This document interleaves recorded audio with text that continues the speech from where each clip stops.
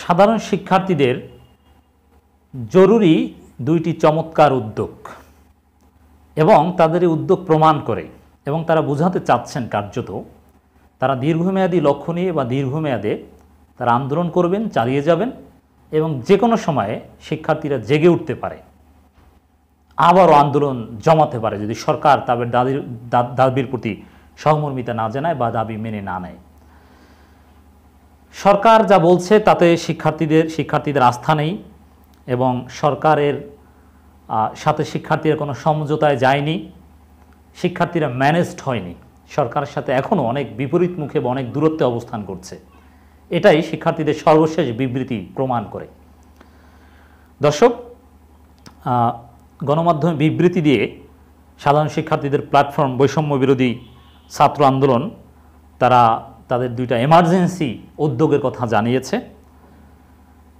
সেখানে যেটা বলা হয়, এমার্জেন্সি হেলথ ফোর্স এবং লিগ্যাল এইড, এর মানে যারা আহত হয়েছে তাদের জন্যে চিকিৎসার ব্যবস্থা করার জন্যে মেডিকেলের শিক্ষার্থীদের নিয়ে হেলথ ফোর্স গঠন করার কথা তারা জানাচ্ছে এবং যাদেরকে বিভিন্নভাবে মামলা দিয়ে হয়রানি করা হচ্ছে তাদের আইনি সহায়তার জন্য লিগ্যাল এইড, এই দুইটার কথা জানাচ্ছে।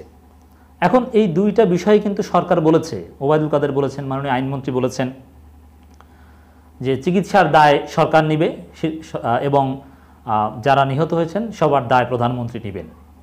কিন্তু সরকারের কথায় মোটেও আস্থা রাখতে পারছে না, বরং চিকিৎসার জন্য নিজস্ব উদ্যোগ নিচ্ছে এবং শিক্ষার্থীদেরকে কোনো হয়রানি করবে না একথা বলা হলেও শিক্ষার্থীদেরকে হয়রানি প্রতিনিয়ত করে যাচ্ছে। এর মানে সরকারের কথায় কোনো আস্থা নেই। এজন্যে হেলথ ফোর্স গঠন থেকে শুরু করে লিগ্যাল এইড গঠনের মাধ্যমে মূলত প্রমাণিত হয় যে শিক্ষার্থীরা আন্দোলন করবে, আন্দোলন চালিয়ে যাবে এবং যে কোনো সময় তারা জেগে উঠতে পারে এবং তারপরে সন্ত্রাসী বাহিনী, আওয়ামী লীগ সন্ত্রাসীরা যে কোনো সময় তাদের উপর ভয়ানক হামলা করতে পারে, তারা আহত হতে পারে।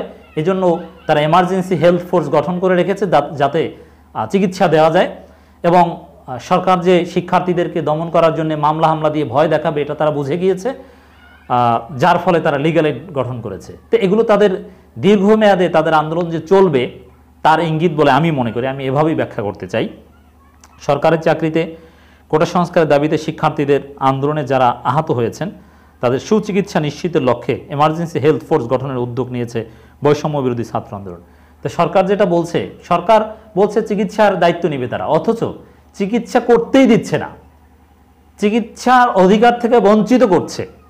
জাতিসংঘ সেটা বলছে। এই যে ইন্টারনেট বন্ধ করে দেওয়া থেকে শুরু করে নানা ক্র্যাকডাউনের মধ্যে কারফিউ, এটা তো চিকিৎসার অধিকার থেকে অনেকটা বঞ্চিত করার মতো। একই সঙ্গে সারা দেশে প্রতিটি জেলায় মেডিকেল শিক্ষার্থী ও আন্দোলনের সমন্বয়কদের সহউদ্যোগে এমার্জেন্সি হেলথ ফোর্স গঠনের আহ্বান জানানো হয়। তো এগুলো শিক্ষার্থীদের ভবিষ্যৎ আন্দোলনকে আরও শক্তিশালী করবে। চমৎকার উদ্যোগ, কোনো সন্দেহ নেই।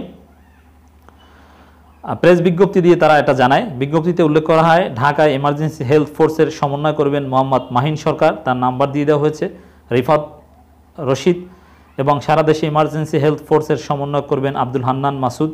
বৈষম্যবিরোধী ছাত্র আন্দোলনের প্রেস বিজ্ঞপ্তিতে আরও বলা হয় সারা দেশে আন্দোলনরত শিক্ষার্থীদের হয়রানির উদ্দেশ্যে বিভিন্ন মামলা হয়েছে এবং অনেকেই গ্রেপ্তার করা হয়েছে।